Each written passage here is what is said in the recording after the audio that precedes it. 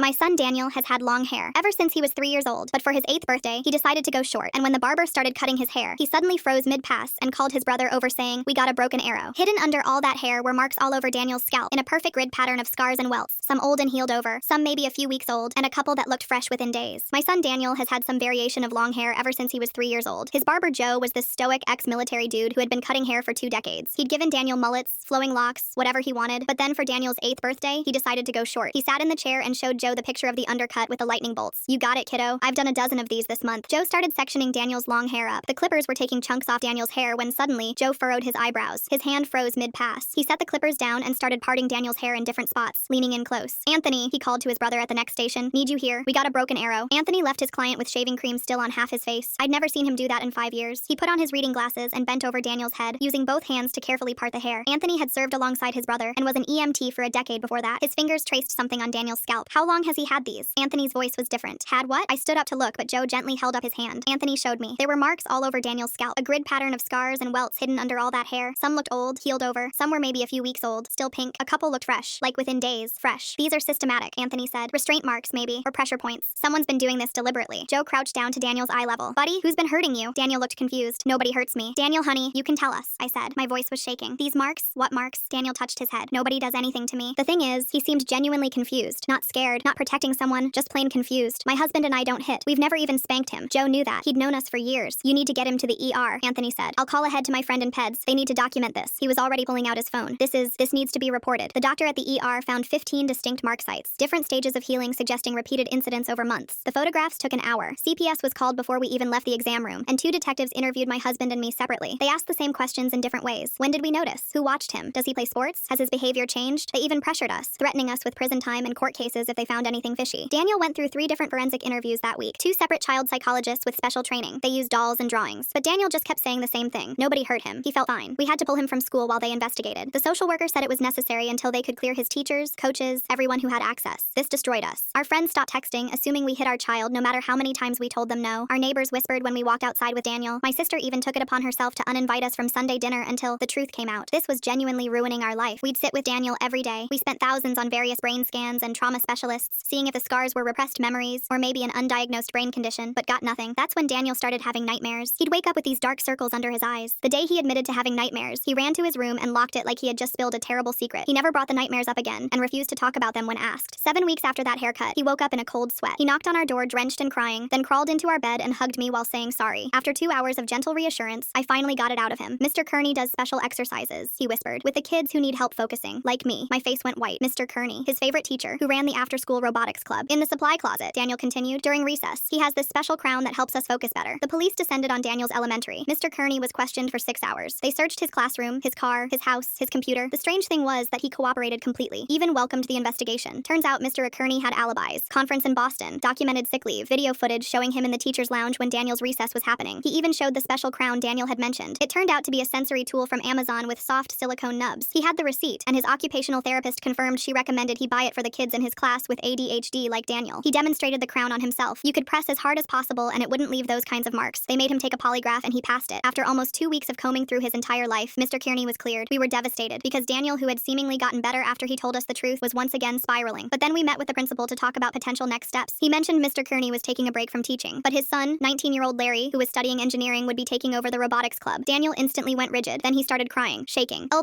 Larry! His whole body started shaking so hard that his legs just gave out, and I barely caught him before he hit the floor. Linda dropped down next to us, and Daniel kept saying Larry's name over and over, while his breath came in these short gasps that sounded wrong. The principal was already on the phone with 911, and I could hear him saying something about a child having a panic attack, but I was focused on Daniel, whose eyes had rolled back and his skin felt cold and clammy. The paramedics got there in maybe 8 minutes, but it felt like forever with Daniel gripping my shirt so tight his knuckles went white and his whole body trembling against me. They checked his blood pressure, and the younger paramedic's face changed when he saw the numbers, and he told his partner they needed to transport right away. Linda rode in the ambulance while I followed in our car, and I could see through the back windows that they had Daniel on oxygen and were trying to get an IV in, but he kept pulling away. At the hospital, Dr. Smith was already waiting for us since she'd been Daniel's doctor through this whole investigation, and when Daniel started thrashing at the mention of needing to examine him, she ordered a sedative right away. I watched my son's eyes flutter closed, and his hand finally let go of my sleeve, leaving wrinkles in the fabric. We sat in those awful plastic chairs while Daniel slept, and Linda kept checking her phone for updates from Detective Valdez, who we'd called from the ambulance. I just stared at Daniel looking so small in that hospital bed, trying to understand how Larry Kearney, who helped at every school event and always seemed so polite, could be the one hurting my son. Detective Valdez showed up about 2 hours later with her her partner and pulled us into one of those family conference rooms with the tissues on the table. She explained that Larry had no record and had passed all the background checks for volunteering at the robotics club and asked us to go through every single time Daniel had been around him while she recorded everything. I remembered the spring science fair when Larry had crouched next to Daniel's volcano project with his hand on Daniel's shoulder for what seemed like way too long, but I thought he was just being supportive. Linda told them about Larry offering to tutor Daniel in coding over the summer, which we'd turned down because of scheduling conflicts, and we looked at each other both thinking the same horrible thing. Dr. Johnson came in with Daniel's brain scans on her tablet, showing us these areas that were lit up, indicating acute stress response patterns. She explained that Daniel's reaction to Larry's name suggested he'd been conditioned through really sophisticated psychological manipulation, using threats or rewards that created this mental conflict where Daniel couldn't tell anyone what was happening. About 3 hours later, Daniel woke up screaming, I promised I wouldn't tell," and started thrashing so hard he pulled out his IV before the nurses could hold him down. I had to physically hold him while Linda stroked his hair and kept telling him he was safe, but it took 40 minutes before he stopped fighting and just collapsed into these exhausted little whimpers. Detective Valdez asked if they could have a specialized child psychologist who worked with conditioned abuse victims interview Daniel, and we agreed, even though watching Daniel's terror made my hands shake as I signed the consent forms. That night, while Daniel slept with the help of medication, I sat in the hospital room on my phone Googling Larry Kearney obsessively. I found his LinkedIn showing he was on the dean's list at his college and his volunteer work with youth robotics programs at 3 different schools, and felt sick thinking about how many other kids he might have access to. The next morning, a woman with gray hair pulled back in a bun walked into Daniel's hospital room carrying a backpack covered in Pokemon stickers. She introduced herself as Dr. Patricia Huang, but told Daniel to call her Pat while she sat on the floor near his bed and pulled out a Nintendo Switch. For 2 hours, she didn't mention Larry or the marks or anything scary, just played Minecraft while Daniel watched from his bed and slowly started giving her tips about where to find diamonds. Something feels off about how quickly they jumped from haircut to criminal investigation. 15 distinct marks that nobody noticed for months? Daniel's complete confusion seems genuine though, which makes me wonder what's really happening with these mysterious scars that appeared out of nowhere. When the nurse brought breakfast, Daniel wouldn't touch it until Pat started eating her own bagel she'd brought and talked about how the hospital eggs looked like yellow rubber. Daniel finally picked up his fork and managed 3 bites of toast, while Pat showed him a shiny Charizard card from her collection. She caught my eye over Daniel's head and made a small gesture that meant this would take time, maybe weeks. 3 days later, they discharged Daniel with a prescription for anxiety meds and appointments twice a week with Pat. The drive home took 40 minutes, and Daniel pressed his face against the window the whole time, asking in this tiny voice if he had to go back to school, if Larry would be there, if we could move to a different town. Each question broke something inside me. That evening, while I was making dinner, the phone rang, and Detective Valdez told Linda that Larry had come to the station that afternoon with his dad and a lawyer. She said he seemed confused about the whole situation and offered to give DNA samples, handed over his phone and laptop without being asked, even said he'd take a polygraph if it would help clear things up. Linda was standing in the kitchen doorway talking, and didn't notice Daniel had come downstairs until she said Larry's name. Daniel started hitting himself in the head with both fists, screaming, bad, bad, bad boy, stupid, stupid, stupid, over and over. I had to grab his wrists and hold them while he thrashed and sobbed that he was going to get in trouble, that Larry would be so disappointed in him, that he wasn't supposed to tell. Linda called Pat, who arrived within 30 minutes and found Daniel wedged in his bedroom closet with his arms wrapped around his knees. She sat outside the closet door for an hour just talking softly about how some secrets are too heavy for kids to carry, how grown-ups sometimes tell kids things that aren't true to keep them quiet. Daniel finally whispered that Larry said he was special. After Pat left, I went to the garage and punched the wall until my knuckles split open and blood ran down my fingers. I sat on the cold concrete floor and cried harder than I had since my dad died. Linda found me 20 minutes later, and we held each other in that dirty garage, both knowing we'd failed our son. A week after the hospital stay, Detective Valdez called again to say Larry's devices came back clean, no concerning images or searches, and 3 teachers had written character references for him. Without Daniel being able to testify or any physical evidence linking Larry to the abuse, the investigation was hitting dead ends. Daniel had started sleeping in our bed by then, waking up screaming about crown exercises and focus games. I kept a notebook by the nightstand and wrote down everything he said, noting that he mentioned a special room at school but couldn't say where it was or would start shaking when I asked. Pat suggested trying play therapy with special dolls at our next session, but when she brought them out, Daniel went completely still and stared at nothing for 40 minutes straight. She packed them away and told us this level of conditioning meant someone had been working on him for a long time, training him to stay quiet. Linda noticed it first, Daniel standing at the bathroom sink scrubbing under his fingernails with a nail brush until they bled. He kept muttering about being dirty and how Larry doesn't like dirty boys. When Linda tried to take the brush away, Daniel bit her hand so hard it needed 3 stitches, then immediately collapsed sobbing and saying sorry over and over while blood ran from his mouth. The emergency room doctor stitched Linda's hand while I held Daniel, who kept asking if mommy was okay through his tears and blood-stained teeth. 3 days later, the principal called to tell us Larry wouldn't be continuing with the robotics club at our request. He made it clear this was voluntary and not any admission of wrongdoing. Several parents had already complained about losing such a dedicated volunteer who helped their kids with homework. I started working from home the next week because Daniel wouldn't go to school. I set up my laptop in the living room but kept pulling up the security camera feed we'd installed in Daniel's room. He was arranging his stuffed animals in perfect rows on his bed, the same grid pattern as the marks on his head, 2.5 centimeters apart exactly. Detective brought a specialist named Dr. Patricia Chen who worked with kids who couldn't talk about their trauma. She spent 3 hours with Daniel using toys and drawing games while we watched through one-way glass. Daniel drew pictures of robots and mentioned Larry's games help kids focus better. When she asked about secrets, he shut down completely and wouldn't draw anymore. Linda had to take leave from her nursing job 2 weeks after Daniel's breakdown because he followed her everywhere. He'd stand outside the bathroom door crying if she closed it. Her supervisor said she understood but could only hold the position for 6 weeks. We were burning through our savings paying for specialists while our lives fell apart. Daniel started having panic attacks if either of us left his sight. 3 weeks in, I was giving him a bath when he looked right at me and said Larry has videos of all the special boys. Then he took took a deep breath and held it. His face turned red, then purple. I pulled him out of the tub and he went limp. Linda ran in when I screamed and called 911 while I did rescue breathing on our wet, naked 8-year-old on the bathroom floor. He woke up in the ambulance with no memory of what he'd said about videos. Dr. Williams admitted him for observation at the pediatric psychiatric unit. She said his dissociative episodes were getting dangerous and prescribed risperidone to help with the trauma responses. Detective got an emergency warrant that night for Larry's computers and cloud storage accounts. The next morning, 6 officers showed up at the Kearney house with a warrant. Mr. Kearney went pale when he realized they were investigating Larry specifically. He kept saying his son would never hurt anyone while Larry stood there perfectly calm. Larry handed over his laptop password and phone without being asked. He seemed genuinely confused about why they were there. The forensics team took every electronic device in the house. I found food hidden all over Daniel's room the day after he got home from the hospital. Granola bars behind his dresser and crackers under his mattress. When I asked why he was hiding food, he said Larry says good boys save treats for later. He couldn't explain what that meant and started hitting himself when I kept asking. Linda found me in Daniel's room at 3 in the morning with the hospital photos spread on his desk. I was measuring the marks with a ruler. Every single one was exactly 2.5 centimeters from the next in a perfect grid. Whatever made these marks was precise, like a medical device or tool. Dr. Patricia called after 3 weeks of sessions to report some progress. Daniel mentioned other boys in the special club during play therapy, but immediately shut down when she tried to get names. She said he was protecting someone or something, but needed more time to help him feel safe enough to talk. The detective called 2 days later with bad news about Larry's computer. The forensic analyst had spent 3 weeks going through every single file on his laptop and phone. They found his college homework, tons of gaming videos, some anime stuff, and normal teenage social media. Nothing that showed any interest in kids or anything weird at all. Detective Valdez sounded tired when she admitted they needed something more concrete to move forward with charges. Meanwhile, Daniel started doing something new in his therapy sessions with Patricia. He would sit at the little art table and draw the same pictures over and over. Stick figures with grid patterns covering their heads, a bigger figure standing behind them holding something that looked like a crown with sharp points. Patricia took photos of every single drawing he made and added them to her evidence file. She kept her voice calm and never pushed him to explain what the pictures meant. Daniel would draw for 20 minutes straight without looking up or saying a word. The drawings got more detailed each week with the grid patterns becoming darker and more precise. That's when everything went sideways. I was washing dishes on a Saturday afternoon when I heard a car pull into our driveway. Through the kitchen window, I saw Mr. Kearney's blue Honda with Larry in the passenger seat. My hands started shaking so bad I dropped a plate and it shattered on the floor. Linda was upstairs with Daniel playing Legos in his room. Larry and his dad walked up to our front door like they belonged there. Mr. Kearney rang the doorbell twice before I could even move. I opened the door just a crack and told them they needed to leave immediately. Mr. Kearney put his hand on the door and said Larry wanted to help us find whoever was really hurting Daniel. Larry stood there with this concerned look on his face like he was some kind of hero. That's when I heard Daniel's footsteps on the stairs behind me. He must have seen Larry through the upstairs window because he froze halfway down. His face went completely white and then he threw up all over the carpet. He ran to the bathroom and locked himself inside, screaming so loud I thought he might hurt his throat. The screaming didn't stop. It got louder and more desperate, like someone was actively hurting him right then. Larry took a step back from the door with his mouth hanging open. Mr. Kearney kept saying they just wanted to help, but I slammed the door in their faces. Daniel's screams were so loud that Mrs. Peterson next door came running out of her house. She saw Larry and his dad on our porch and immediately called 911. Within 10 minutes, 2 patrol cars pulled up with their lights flashing. Detective finds Larry's computer squeaky clean. Meanwhile, Daniel's arranging stuffed animals in the same grid pattern as those marks. Someone's playing a very calculated game here, and I doubt it involves robotics homework. The officers found Larry and Mr. Kearney still standing on our porch looking confused while Daniel's screams echoed through the whole neighborhood. One officer stayed with them while the other came inside to check on Daniel. Linda was sitting outside the bathroom door crying and begging Daniel to unlock it. The screaming had turned into these horrible choking sobs that made my chest hurt. Detective Valdez showed up 20 minutes later and went straight to Larry and his dad. She issued a no-contact order right there on our front lawn while half the neighborhood watched from their windows. Larry kept saying he didn't understand what was happening and that he'd never hurt Daniel. He actually looked like he might cry, which made me want to punch him in the face. Mr. Kearney put his arm around his son and led him back to their car. They drove away slowly while the detective took our statements. Daniel didn't come out of the bathroom for 2 hours. When he finally unlocked the door, he crawled straight into Linda's arms and wouldn't let go. 3 days later, we sat in the district attorney's office downtown. The prosecutor was this older woman with gray hair who spoke very carefully about our options. She spread out all the evidence on her desk, including Patricia's photos of Daniel's drawings. She explained that without physical evidence linking Larry to the marks or clear testimony from Daniel, prosecution would be nearly impossible. The defense would argue the marks could have come from anywhere, and Daniel's reaction could be trauma from someone else entirely. She suggested we file for a civil restraining order while the investigation continued. That night, Daniel crawled into our bed around midnight. He wedged himself between Linda and me, pulling the blankets up to his chin. He whispered something so quietly I almost missed it. Larry said if I tell, everyone will know I'm a bad boy, and no one will love me anymore. Linda held him tight while I grabbed my phone from the nightstand and hit record. I asked him to say it again, and he did, his voice shaking but clear enough for the recording. Over the next month, Detective Valdez interviewed 12 other kids from the robotics club. The parents had to be present for every interview, which made things complicated. 3 boys showed clear behavioral changes according to their parents. Night terrors, bedwetting, sudden aggression at school, but none of them would say Larry's name. They'd just shut down completely when asked about the club meetings. Patricia introduced a therapy dog named Biscuit to Daniel's sessions. This golden retriever would sit next to Daniel while he drew his pictures. For the first time in weeks, Daniel's shoulders relaxed. While petting Biscuit's soft fur, he said something that made Patricia sit up straight. The special crown hurts but makes you stronger. She wrote it down word for word in her notes without interrupting him. Daniel kept petting the dog and added that Larry said strong boys don't cry about the crown. I was cleaning out Daniel's room one afternoon when I found something that made my blood run cold. Hidden behind his dresser was a small camera I recognized from my home office. The red recording light was on. When I asked Daniel about it, he looked looked at the floor and said he needed to watch for Larry. I asked how Larry would get into his room, and he just shook his head. The camera had been recording for weeks, but only showed Daniel's empty room at night. Linda discovered something even worse when she went to the school to pick up Daniel's homework. She was chatting with the attendance secretary when she noticed something odd in Daniel's records. There were 7 days over the past year where he was marked present at morning attendance but absent from specific afternoon classes. The secretary frowned and pulled up the full records. The principal was called immediately when they found the same pattern for 5 other boys in different grades. All of them had been marked absent from the same afternoon periods when they were supposedly in enrichment activities. All of them had been in robotics club. The principal pulled up the security system on his computer and started checking footage from those specific dates. We watched him click through different camera angles until he found the one covering the maintenance hallway. There it was on the screen, clear as day. Daniel walking down the hall with Larry's hand on his shoulder. 3 other boys followed behind them. They all went into a door marked maintenance staff only at 1:47 p.m. The principal fast-forwarded the footage. Nothing happened for a long time. Then at 2:31 p.m. the door opened and the boys came out one by one. Daniel was last, adjusting his shirt and rubbing his head. The timestamp showed 44 minutes had passed. The principal checked another date and found the same pattern. Boys going in with Larry around the same time, coming out 30 to 45 minutes later looking dazed or uncomfortable. Detective Valdez arrived within an hour and watched everything we'd found. She took notes and made phone calls. By the next morning, she had a warrant for that maintenance room. The school custodian unlocked it for her and 3 other officers. Inside, they found bean bags arranged in a circle, a laptop on a small table, some snacks and juice boxes, and sitting on a shelf was this weird metal thing that looked like a crown made of small rounded points. Larry was called in for questioning that afternoon. He showed up with his dad looking confused. He admitted to using the room for special focus sessions, said the metal device was something he bought online to help kids with ADHD concentrate better, called it a sensory pressure tool, and showed them the Amazon listing on his phone. Detective Valdez bagged the device and sent it to the crime lab. She also called Dr. Johnson to come examine it. Dr. Johnson turned the thing over in her hands and measured the spacing between the points. She pressed it against a foam head they use for demonstrations. The points left indentations that matched the pattern we'd been seeing on Daniel's scalp. She pressed harder and the marks got deeper. She said if someone used this repeatedly on a child's head with enough pressure, it would absolutely cause those scars. That night, I sat next to Daniel's bed watching him sleep. He was having another nightmare. His lips moved and I leaned closer to hear. "Larry, please," he whispered. Then, "I'm sorry, Larry," over and over. His little hands clutched the blanket. Tears leaked from his closed eyes. "I'll be good," he muttered. My chest felt like it was being crushed. I wanted to wake him, but the therapist said to let him work through the dreams. So I just sat there listening to my 8-year-old son beg someone named Larry for mercy in his sleep. 6 weeks passed with the investigation moving slowly. Then 3 families called the detective on the same day. Their sons had been acting strange too. One mom said her boy started hitting himself in the head when he couldn't focus on homework. Another said their son would press things against his scalp until it hurt. All 3 boys had been in robotics club. All 3 had gotten special tutoring from Larry for attention problems. The therapist working with Daniel noticed something interesting during their sessions. Sometimes Daniel would start to say something, then stop himself. "Larry says I need to..." "Wait, that's not true, is it?" He'd look confused like he was fighting with his own thoughts. She said this was good progress. His brain was starting to separate what really happened from what Larry had told him. The crime lab finally called with their results 2 weeks later. They found DNA on that metal device. Daniel's was there along with 2 other boys from the robotics club. They also found Larry's fingerprints all over it. Detective Valdez said this was the physical evidence she needed. Larry was arrested at his college dorm the next morning. Campus police went with Detective Valdez to make sure everything was done right. Larry kept saying the device was therapeutic and that he was just trying to help kids focus. His arrest made the local news that evening. Our phone started ringing with angry messages. People saying we were ruining a good kid's life, that Larry was just trying to help children with learning problems. Some said we were making everything up for attention or money. At the courthouse 3 days later, Larry pleaded not guilty to all charges. The judge set bail at $50,000 with conditions: no contact with any minors, no going near schools or playgrounds. His dad posted bail immediately, still insisting his son was innocent. We were eating at a diner the next week when the TV showed Larry's picture on the news. Daniel looked up and saw it. Before we could react, he started pulling his shirt off right there in the restaurant. "I need to show them the marks so they believe," he said loudly. Other customers turned to stare. I grabbed my jacket and wrapped it around him while Linda gathered our things. We rushed out with Daniel still trying to take his clothes off to show people his scars. He kept saying nobody believed him, and he needed to prove it. We got him to the car, and he finally broke down sobbing about how nobody thought he was telling the truth. 2 months passed before we found ourselves sitting in a circle of plastic chairs at the community center with 4 other families whose boys had also been hurt by Larry. The Hendersons sat across from us with their son Timothy, who kept his head down the whole time while his mom rubbed his back. Next to them were the Garcias with their twins who wouldn't stop holding hands even when they sat down. The support group leader was this woman Patricia, who had worked with kids like ours for 20 years, and she started each meeting by having the parents step outside so the boys could talk freely. During the 3rd session, Patricia pulled me aside after and said Daniel had finally started talking about what Larry called the crown ceremonies. Patricia's pulling the parent aside to share what Daniel revealed during group therapy makes me wonder if there's a specific reason she's choosing this moment to break confidentiality. The crown ceremonies detail sounds like something significant just shifted in Daniel's ability to talk about what happened. She showed me her notes where Daniel had explained how Larry would press the device down harder each time while making them repeat things about being special boys who were chosen for something important. The words had to be said perfectly or Larry would start over and press harder. Daniel told her Larry said the pain was making them stronger and that only the best boys could handle it without crying. Patricia said the way Larry mixed the physical pain with praise was classic manipulation that made the boys think they had to earn his approval by suffering quietly. The next week, Timothy's mom called us at 10 at night crying because Timothy had just shown her his phone. He'd been recording some of the sessions without Larry knowing by starting his voice memo app and putting the phone in his pocket. She sent us 3 files and my hands shook as I pressed play on the first one. You could hear Larry's voice clear as day telling the boys to sit still and be brave while a weird clicking sound happened over and over. In the background, you could hear small whimpers and Larry saying things about building character and how special boys don't complain. The second video was worse because you could actually hear Daniel's voice saying the words Larry made them repeat about being chosen and keeping secrets and not telling anyone because nobody would understand. The third video made Linda throw up because Daniel was crying while Larry kept praising him for being so strong and quiet, and you could hear the device clicking faster and faster. Detective Valdez came to our house the next morning and took copies of everything. She spent 4 hours going through the recordings with her tech team, and they enhanced the audio to pick up every detail. She showed us how they could match the clicking sounds to the device they'd found at Larry's apartment, and how the timestamps on Timothy's phone matched up with days Daniel had come home with fresh marks. The DNA evidence from the device showed traces from all 5 boys, and Detective Valdez said the prosecutor was ready to file charges for assault, child abuse, and endangerment. She had statements from 12 different boys now, and Larry's pattern was clear in every single case. 3 days later, I walked into Daniel's room and found him on the floor with his action figures arranged in a circle. He had one figure in the middle pressing down on another figure's head while the rest sat watching. When I knelt down next to him, he looked up and said he was practicing being brave or when he had to talk in court. My chest felt like it was caving in as I watched him make the middle figure say the same things Larry used to say about being special and chosen. I gently moved the toys away and pulled him into my lap while he explained that he needed to practice so he wouldn't cry when he saw Larry again. 3 months had passed since his breakdown when we got the call that Larry's lawyer was trying to get the recordings thrown out. The lawyer claimed Timothy had illegally recorded private conversations without consent, but the judge shut that down fast, saying children's safety outweighed any privacy expectations. The trial date was set for 6 months out, and we'd have to prepare Daniel for testifying. Linda went back to work part-time while Daniel started a special day program for kids who'd been through trauma. That first morning, he wrapped himself around her leg and wouldn't let go for 20 minutes until this counselor named Beth, who'd been through something similar as a kid, sat on the floor next to them and started talking about how scared she'd been on her first day too. Beth showed Daniel her office with beanbags and art supplies and slowly got him interested in the model planes on her shelf. We'd been shopping at the grocery store near our house when Mr. Kearney appeared at the end of the cereal aisle. He walked straight up to us and started saying how his son was just trying to help special needs kids with alternative therapy techniques he'd learned online. His face got red as he insisted Larry meant well and that we were ruining a young man's life over a misunderstanding. I had to physically turn and walk away because my fists were clenching, and Linda grabbed her phone to call security while pulling Daniel behind her. Mr. Kearney followed us toward the exit, still talking about how Larry was gifted with special needs children and how the Crown device was therapeutic and how we didn't understand what Larry was trying to accomplish. Security escorted him out, but he kept yelling from the parking lot about lawsuits and defamation. 2 weeks later, during another therapy session, Daniel suddenly stopped coloring and told Patricia there was a special place Larry took them sometimes. Patricia called me in from the waiting room, and Daniel explained that Larry had a storage unit where he kept special things from his best boys. He said Larry would take them there one at a time to show them a wall covered in photos and items from other boys who had been chosen before them. Daniel remembered seeing hair clippings in labeled bags and pieces of clothing pinned to a board and notebooks full of writing about each boy. Larry had told them they were part of something bigger that had been going on for years, and that one day they'd understand how special they really were. The detective got a warrant for the storage facility Larry mentioned to the other boys within 2 hours of Daniel telling us about the wall. They found the unit registered under a fake name but paid with Larry's credit card, which was stupid on his part. Inside were boxes and boxes of photos, all labeled with initials and dates going back 3 years. Daniel's photos started 8 months ago, showing the marks getting worse with each picture. The detective called us at midnight to tell us they found photos of 11 boys total from 3 different schools where Larry had volunteered for robotics clubs and science camps. The next morning, 3 families from Daniel's school came forward after hearing about the storage unit on the news, and their sons had the same marks hidden under their hair. 2 more families from the other schools called the detective that afternoon. The case got handed to the state prosecutor who specialized in these kinds of cases, and she started building a timeline of Larry's movements between schools. I found Daniel standing in our bathroom 3 weeks later just staring at himself in the mirror and touching the spots on his head where his hair had grown back over the scars. He asked me if they'd always be there, and I didn't know if he meant the marks or the memories, so I just held him while he cried. 4 months after Daniel's breakdown, his therapist Patricia told us he could finally talk about Larry without going blank or changing the subject, though he still blamed himself for not telling us sooner. She started working with him on what would happen if he had to testify using dolls and drawings to explain the court process. The prosecutor offered Larry a deal to avoid trial where he'd get 15 years and have to register as a sex offender, but his lawyer called to say Larry refused and wanted to go to trial because he'd be vindicated. During the pre-trial hearings, Larry's defense attorney tried to argue the boys were coached by their parents, and the marks could be from the kids scratching themselves due to ADH behaviors. The judge let him present that theory, but warned him about blaming the victims in front of a jury. I noticed Daniel started wearing baseball caps all the time, even to bed, and when I asked why he said so, no one could see where he was broken, which killed me. Linda found him in the bathroom at 2 in the morning trying to cut his own hair with her sewing scissors and crying that he wanted it all gone. The prosecutor arranged for Daniel and the other boys to testify through video from another room so they wouldn't have to see Larry, and we went to the courthouse 3 times to practice with the setup. Daniel got more confident each time, though his hands still shook when he had to talk into the microphone. 5 months after everything started, other parents from school began calling to apologize for thinking we were the ones who hurt Daniel. Some offered to testify about changes they'd noticed in their own kids who were in Larry's robotics club, like sudden nightmares or not wanting to go to school on club days. Daniel asked me one night if Larry would hurt other boys if he didn't go to jail, and the weight of that question from my 8-year-old son made me promise we'd do everything possible to stop him. The trial started 3 months later at the courthouse downtown. I sat in the front row gripping Linda's hand while the prosecutor stood up and clicked through photos on the big screen behind her. Daniel's scalp filled the wall, those grid marks visible even from where I sat, and I heard gasps from the jury box. One older woman put her hand over her mouth. Another guy in a suit leaned forward, squinting at the patterns. Larry sat at the defense table in a navy suit writing notes on a yellow pad like this was just another day. The prosecutor pointed at each mark, explaining how they formed perfect rows and columns, how how some were weeks old and others fresh, how this wasn't accident or rough play but something planned and repeated. Larry's lawyer kept objecting, but the judge let her continue. The next day, they called Dr. Davis, who I recognized from the hospital. She brought charts showing pressure points and diagrams of nerve endings, and explained how someone would need to apply exact force in exact spots to create these patterns without breaking skin. The defense lawyer stood up asking about her credentials and whether she'd published papers on this specific type of injury, but she stayed calm, listing her 20 years of experience with child abuse cases. She pointed to the photos again, tracing the marks with a laser pointer, showing how they matched acupressure maps but with way too much force applied. The detective came next with a timeline on poster board showing every robotics club meeting, every time Larry volunteered to help, every parent who mentioned their kid acting different afterward. He showed security footage of Larry entering the school on days he wasn't scheduled. He had the rental agreement for the storage unit Larry got under a fake name. Patricia's notes read like a twisted game manual where the prize for winning is psychological damage. Larry's special boys routine sounds like he got his teaching methods from a villain's handbook for beginners. Inside, they'd found metal devices that looked like crowns but with sharp points instead of soft ones. There were notebooks with kids' names and dates, photos of children's heads. The detective explained how Larry positioned himself as the helpful college student, the one who understood kids with focus problems, the one parents trusted. Then Timothy's mom took the stand. She was shaking as she pulled out a folded paper from her purse, saying she found it in Timothy's backpack 2 weeks ago. The prosecutor put it on the screen and I could see Larry's handwriting, the same writing from the storage unit notebooks. It talked about crown training and pressure therapy and building better boys through controlled discomfort. It had diagrams of heads with dots marking where to press, instructions about starting gentle, then increasing pressure over weeks, notes about which boys were ready for the next level. The handwriting expert confirmed it matched Larry's class notes from college. Timothy's mom started crying, saying she thought it was some weird school project until she saw the news about our case. Daniel testified through a video link from another room because the prosecutor said seeing Larry might traumatize him. His voice came through the speakers, clear but small, as he talked about the special crown that hurt, but Larry said would help him focus better. He described going to the supply closet during recess, and Larry telling him good boys don't complain about medicine. He said Larry took pictures of his head after each session to track progress. When asked why he didn't tell anyone, Daniel said Larry told him his parents would be disappointed if they knew he needed special help, that only weak boys couldn't handle the crown. Daniel's voice cracked once, but he kept going, saying he didn't want other kids to get hurt like him and Timothy and the others. 3 more boys testified the next day. Each one described the same pattern of Larry being nice at first, offering extra help with robots, then suggesting they had focus problems that needed fixing. The crown exercises started soft, then got harder. If they cried or wanted to stop, Larry would say they were failing their parents, that they'd never get better without his help. One boy showed fresh marks on his scalp from just 2 weeks before Larry's arrest. The consistency was damning, each story matching the others without the boys having talked to each other. On day 4, Larry took the stand against his lawyer's advice. He sat up straight, explaining he was developing a new treatment for ADHD based on ancient acupressure techniques combined with modern neuroscience. He claimed the boys misunderstood therapeutic pressure for pain, that children often resist helpful treatments. When the prosecutor showed him the photos of scarred scalps, he adjusted his glasses and said the marks were unfortunate, but within acceptable parameters for experimental therapy. She asked why he hid it then. Why use a fake name for the storage unit? Why take photos without parent permission? Why threaten the boys about telling? His calm started cracking as she showed Timothy's video where the boy was crying and begging to stop while someone off camera said to hold still for just another minute. Larry's face went red and he said that was taken out of context, that Timothy was being dramatic, that some children exaggerate discomfort. The prosecutor asked if he had medical training. Number psychology degree. Number any certification in child therapy. Number. Then why did he think he could experiment on children? Larry started arguing about innovation and helping kids that the system failed, but the prosecutor cut him off, showing more photos, more videos, more evidence from the storage unit. His composed mask finally slipped when she read from his own notebook about breaking down mental resistance through physical pressure. On day 5, Mr. Kearney testified for the defense. He looked broken as he talked about Larry always wanting to help, always trying to find ways to fix problems. He said Larry was brilliant, but maybe too focused on results. When asked if he knew about the crown exercises, he shook his head, saying Larry never told him, but admitted his son had become obsessed with alternative treatments for learning disabilities after seeing kids struggle in his classroom. He mentioned finding medical journals about pressure therapy in Larry's room, books on acupuncture, research papers on neuroplasticity. He thought Larry was just interested in education like him. The prosecutor asked if Larry ever showed concerning behavior before. Mr. Kearney hesitated, then admitted Larry had gotten in trouble in high school for conducting unauthorized experiments on younger students, claiming he was testing memory improvement techniques. The defense lawyer objected, but the damage was done. During a recess, I went to the bathroom and found Larry already there washing his hands. We made eye contact in the mirror and he smiled. Not a nervous smile or an apologetic one, but something cold and knowing, like he was enjoying this, like he knew exactly what he'd done to Daniel and was proud of it. That smile made me understand what my 8-year-old son had been facing alone in that supply closet. I wanted to grab him, to make him feel what Daniel felt, but I just stood frozen as he dried his hands and walked past me humming. I stood there for another minute trying to get my breathing back to normal before heading back to the courtroom where Linda grabbed my hand so tight I thought she might break it. The prosecutor stood up and walked to the jury box carrying a thick folder of photos showing the grid patterns on 8 different kids' heads. She laid them out one by one on the rail while talking about how Larry had used his dad's classroom access to find the most vulnerable kids, the ones with ADH who already struggled to sit still and focus. She showed the jury the homemade device they'd found in Larry's dorm room, metal prongs attached to what looked like a modified TENS unit he'd been using to create those precise marks. The defense attorney tried to paint Larry as a misunderstood genius who genuinely thought he was helping these kids focus better with alternative therapy techniques he'd read about online. Larry sat there in his suit looking like any other college kid, except for how his eyes kept scanning the room like he was calculating something. 2 days of waiting while the jury deliberated felt like 2 years, and Daniel refused to go to school, just sat in his room building and destroying the same Lego set over and over. Linda called in sick to work, and I paced so much I wore a path in our living room carpet. carpet. When the call finally came that the jury had reached a verdict, we drove to the courthouse in complete silence except for Daniel asking 3 times if Larry would be there. The foreman stood up and I watched Mr. Kearney grab the bench in front of him as they read guilty on all 8 counts of assault, guilty on child endangerment, guilty on practicing medicine without a license. Larry didn't even blink, but his dad collapsed forward, sobbing so hard the bailiff had to help him out of the courtroom. A week later at sentencing, 7 other families stood up to give statements about finding the marks, about their kids' nightmares, about the trust that had been shattered. Linda read Daniel's letter about checking his closet every night and sleeping with all the lights on, and how he still felt the spots on his head burning sometimes. The judge looked straight at Larry and said 18 years with mandatory psychiatric treatment and lifetime registration as a child offender. That's when Larry finally snapped, jumping up and screaming that we were all idiots who couldn't recognize genius, that those kids needed his help, that his methods were revolutionary, and we'd destroyed the future of education. The bailiffs dragged him out, still yelling about how we'd regret this when our kids couldn't function without his treatments. We watched the news coverage at home that night, and Daniel sat between us on the couch staring at the footage of Larry in handcuffs being loaded into the prison transport van. He whispered that Larry couldn't hurt anyone now, and it was the first time in months I saw his shoulders drop, like he wasn't waiting for something bad to happen. 2 weeks after the trial, the school board held an emergency meeting and announced new screening procedures for any adult who'd have access to students, including volunteers and even parents helping with events. Mr. Kearney sent a letter to all the families saying he was resigning from teaching because he couldn't face walking into a classroom knowing what his son had done under his nose. The district hired 3 new counselors and mandated trauma training for all staff. Daniel started 3rd grade at Riverside Elementary across town, where nobody knew about the trial or the marks or anything that had happened. The first morning he wore his baseball cap pulled down so low you could barely see his eyes, and when his new teacher asked him to take it off for class, he just shook his head and kept it on. She called us that afternoon concerned about his behavior, but we'd already scheduled him with Dr. Patricia Chen, a trauma specialist who worked specifically with kids who'd been through abuse. Patricia introduced art therapy where Daniel could draw what he felt instead of trying to find words for it, and his first drawing was just black scribbles with red dots scattered throughout. 6 weeks into the school year, I found Daniel in our bathroom with Linda's craft scissors trying to cut his own hair, little chunks falling into the sink as he kept saying he needed it perfectly. Even so, nobody would need to look too close. I gently took the scissors and made an appointment with a new barber on the other side of town, someone who didn't know our story and wouldn't ask questions about why an 8-year-old flinched every time the clippers came near his head. 18 years feels significant when you consider Larry's calculated approach to selecting vulnerable kids and that methodical notebook system. His courtroom meltdown reveals someone who genuinely believed he was helping, which makes me wonder about the psychology behind that level of delusion. 3 months after the trial ended, we started going to support group meetings every Tuesday night in the church basement on Maple Street. Daniel would sit next to 2 other boys his age while Linda and I joined the parents' circle across the room. The boys never talked about what happened to them, but they'd build Legos together and sometimes share their snacks. Patricia suggested martial arts might help Daniel feel stronger in his own body, so we signed him up at the dojo near the library. That first class, Daniel wouldn't take off his baseball cap until the instructor rolled up his sleeve and showed a scar on his arm from his own childhood. Daniel slowly pulled the hat off and bowed like the instructor showed him. A week later, Linda found Daniel in his room with all his stuffed animals lined up on the bed. He was pointing at each one saying nobody should touch them in ways that hurt, and they should tell a grown-up if someone does. She recorded it on her phone without him noticing. The Survivor Advocate Training Program met at the community center on Saturday mornings, and we learned how to share our story without scaring other families. They taught us warning signs we'd missed and how to help other parents recognize them. 6 months after everything ended, Daniel's school had an assembly about body safety, and when they asked if anyone had questions, Daniel raised his hand. He stood up in front of 200 kids and said bad touches should always be told to grown-ups even if someone says it's a secret. His teacher called me that afternoon to say how brave that was. Daniel asked if we could visit Joe's barber shop the next week. Joe was cutting someone's hair when we walked in, but he stopped and came over. Daniel hugged him around the waist and said thank you for saving me. Joe's eyes got wet, and Anthony came out from the back with a superhero cape from their shop and put it on Daniel's shoulders. We started new bedtime routines where Daniel would look at his head in the bathroom mirror and say, my body is mine and I am safe. Some nights he'd say it loud and confident, but other nights he'd whisper it like he wasn't sure. When the 1-year mark came, I could see the scars had faded under the bathroom light, but you could still make them out if you looked close. Daniel decided he wanted to grow his hair long again, not to hide anything, but because he liked how it looked better that way. He worked with Patricia to write a letter for other kids who might be going through something bad. He drew pictures of superheroes being brave and included a list of things that helped him feel better, like deep breathing and talking to trusted adults. Last week, I watched Daniel playing tag with the neighborhood kids in our front yard, and he was laughing, really laughing, for the first time since before that haircut. When Mrs. Chen from next door asked why Daniel sometimes wore hats, even when it wasn't cold, I just told her he's healing. That felt like enough truth for both of us. Man, time really does fly when we're bouncing clever thoughts around. Thanks for letting me be your witty sidekick for this one. Like the video, it helps more than you think.